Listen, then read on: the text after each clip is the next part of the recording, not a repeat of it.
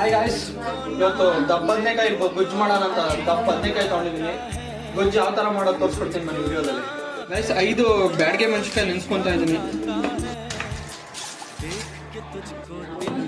Guys, ಜಾರ್ಗೆ ಸ್ವಲ್ಪ ಕೊತ್ತಂಬರಿ ಸೊಪ್ಪು ಹಾಕೊತಾ ಇದ್ದೀನಿ. ಬ್ಯಾಡ್ಗೆ ಮೆಣಸಿನ್ಕಾಯಿ, ಬೆಳ್ಳುಳ್ಳಿ,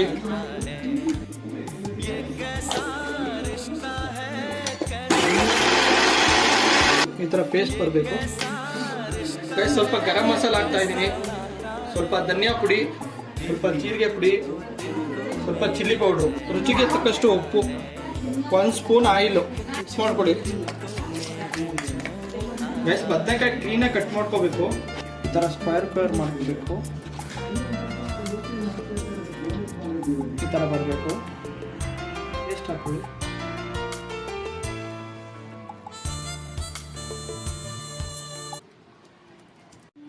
ಕ್ಲೀನಾಗಿ ಈ ಥರ ಟಾಪಿಂಗ್ ಮಾಡ್ಕೊಂಡು ಇದನ್ನು ಆಯಿಲಲ್ಲಿ ಫ್ರೈ ಮಾಡ್ಕೋಬೇಕು.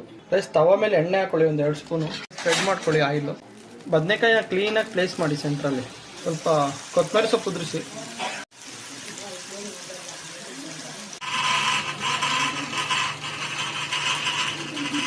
ಸ್ವಲ್ಪ ಗೀ ಹಾಕೊಳ್ಳಿ, ಸಾಲ್ಟ್ ಉದುರಿಸ್ಕೊಳ್ಳಿ. ಗಾಯ್ಸ್, ದಪ್ಪ ಬದನೆಕಾಯಿ ಗೊಜ್ಜು ರೆಡಿಯಾಗಿದೆ. ಟೇಸ್ಟ್ ಮಾಡಿ ಹೇಳ್ತೀನಿ ಹೇಗೆ ಬಂದಿದೆ ಅಂತ.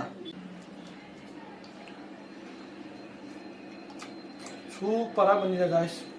ನೀವು ಮನೇಲಿ ಮಾಡ್ಕೊತೀನಿ, ಎಲ್ಲರಿಗೂ ಮಾಡ್ಕೊಡಿ ಗಾಯ್ಸ್. ವಿಡಿಯೋ ಇಷ್ಟ ಆದರೆ ಲೈಕ್ ಮಾಡಿ, ಸಬ್ಸ್ಕ್ರೈಬ್ ಮಾಡಿ, ಕಮೆಂಟ್ ಮಾಡಿ guys. Thank you so much.